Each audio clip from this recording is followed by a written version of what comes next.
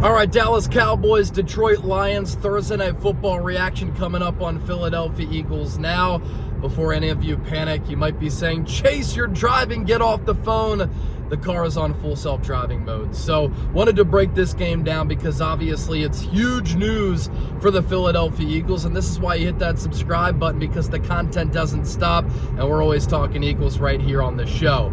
So the Detroit Lions pull out a 44-30 win over the Cowboys. This was a gotta-have-it game for both teams in the NFC because both squads fighting for their playoff lives. And with the loss, the Cowboys now have a 9% chance of making the playoffs. If they had won this game, they would have had a 39% chance of making the playoffs. And this loss for the Cowboys, huge for a multitude of reasons for the Eagles, because now Philadelphia going into Monday Night Football against the Los Angeles Chargers in a game where they are not going to have Jalen Carter, looking to end their two-game skid.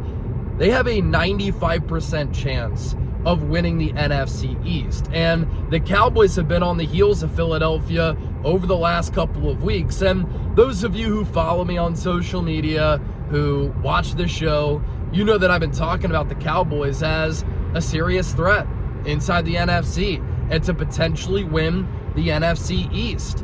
Going into the NFL trade deadline, that seemed as though it was impossible. But what has happened since the deadline? The Cowboys traded for Quinnen Williams, one of the top defensive tackles in football. He has helped to transform the Cowboys defense, and that offense had already been one of the most electrifying offenses in the NFL. Say what you want about him, but Dak Prescott was playing at an MVP level. CeeDee Lamb, George Pickens, one of the best 1-2 punches at the wide receiver spot in all of football.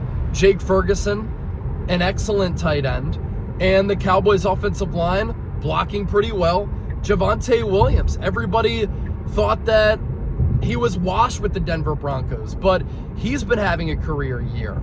And so the Cowboys have gone on, going into tonight, a 3-game winning streak, and they've been playing really well on both sides of the ball. They came back from 21-0 to stun the Philadelphia Eagles. Then on Thanksgiving, the most watched game in the history of the NFL, by the way, the Cowboys beat the Kansas City Chiefs. Prior to those two victories, they had beat the Las Vegas Raiders in convincing fashion, and I thought the Cowboys were playing like the hottest team in the NFC. But with where they were in the standings because of a slow start to the year, they desperately needed this victory tonight. And now the Cowboys drop to 6-1 on the year. The Eagles right now are 8-4. If they beat the Los Angeles Chargers on Monday Night Football, they move to 9-4 with 4 games left. The Eagles' remaining schedule looks as such. They have the Chargers on Monday, then the Raiders, then they play the Commanders on the road, Buffalo Bills, then they play the Commanders again.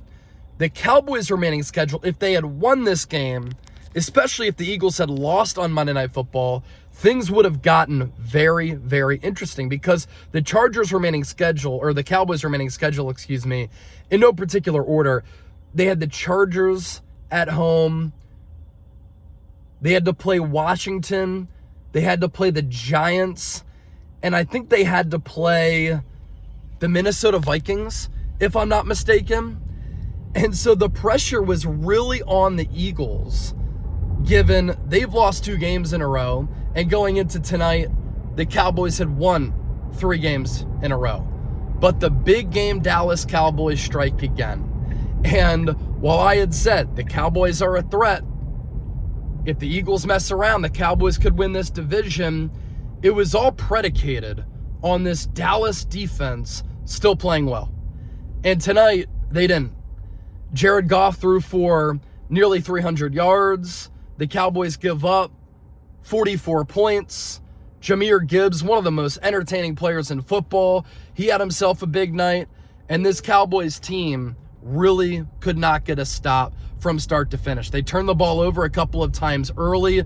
George Pickens kind of gave up on a route that led to a Brian Branch pick. Jake Ferguson had a fumble.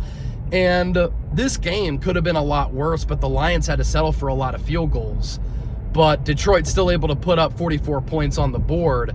And one of the big storylines coming out of this game, Richard Sherman going nuclear on George Pickens, saying after the game on the Amazon broadcast that he looked disinterested in playing football, that the effort wasn't there, and it was unacceptable for a guy who, when he's on, is a one-of-one player, is extremely special with the size, the speed, the route tree, how dynamic he is when he's engaged.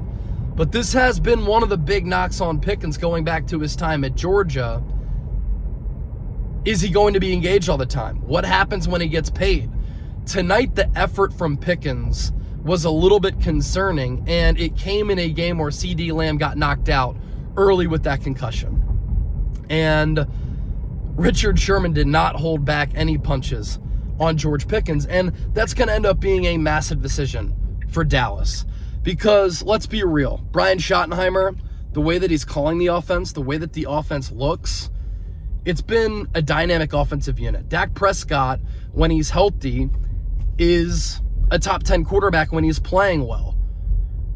Pickens and CeeDee Lamb, extremely dynamic. I think the Cowboys, if they get an edge rusher and a cornerback, they can be a really, really scary team. But the thing with Pickens is that he's going to demand $30+ million. And are the Cowboys going to be willing to invest in him, knowing he had an ACL at Georgia and knowing that sometimes the effort has been very, very questionable, especially in a game like tonight, in a game that you had to win, that had massive potential playoff implications and ramifications. And George Pickens at times looked to mail it in, and he was disinterested. So, classic loss for the Cowboys. I was talking with some coworkers and some people at the gym because they know I'm a content creator and I talk about the NFL on YouTube and obviously the Philadelphia Eagles.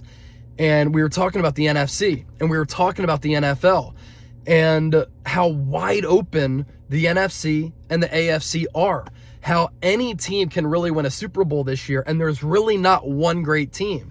And I was talking with some coworkers and people at the gym saying, look, I think right now, the Cowboys are playing the best football in the NFC. It was the Rams, but then as 10-point favorites, they lost on the road against the Carolina Panthers. And because that defense had improved, because the offense has been humming, and the Cowboys had this strut of confidence, and they were feeling themselves, they were a dangerous team. But I told those people, what's hilarious? And this really goes to define the 2025 NFL season. If the season had ended when we were having those conversations, Cowboys wouldn't even be in the playoffs. And then in the AFC, the hottest team over there, Houston Texans, right now, not even in the playoffs. And so that's why it's so annoying, I think, to me and to a lot of you, that the Eagles have continued to struggle on offense and that they seem to be lacking confidence right now, and we're lacking confidence in them because they have an opportunity with all of this talent to go back-to-back, to win another Super Bowl. But they're not going to be able to win a Super Bowl and win back-to-back Lombardi trophies if the offense continues to sputter like this.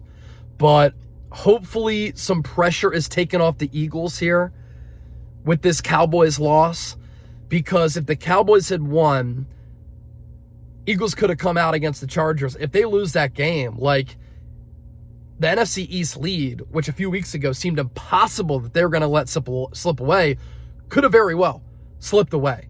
Now that the Cowboys lose, 9% chance of making the playoffs. Philadelphia has a 95% chance of winning the NFC East. Hopefully that takes some of the pressure off the Eagles that the Cowboys had applied, and the Eagles can go out there, stop pressing, play their best football, play like they're capable of, and get this offense back on track. Now, what's going to have to be required? Jalen Hurts is going to have to play better, and he's going to have to make some adjustments. He might have to run a little bit more. Going to have to target the middle area of the field. He's going to have to be a little bit more aggressive because the run game isn't there and the offensive line has been bad. Kevin Patullo has to be better. Nick Sirianni has to be better. This offensive line, they've been banged up and bad all year. They have to play better. It's really a collective effort. This defense has to figure out ways to stop the run. Haven't been able to do that the last couple of games. But I will say, like, some of these issues that the Eagles have been having are fixable. But wanted to give you an instant reaction tonight. Cowboys lose 44-30 to the Detroit Lions on Thursday Night Football. This is really a big boost for the Birds here for their chances of winning the NFC East. Obviously, that's big too because they would be able to host a playoff game. Don't forget to hit that subscribe button. My name is Chase Sr. I'm home. I'll be back in the studio tomorrow. I'll catch you then. Go Birds. Peace.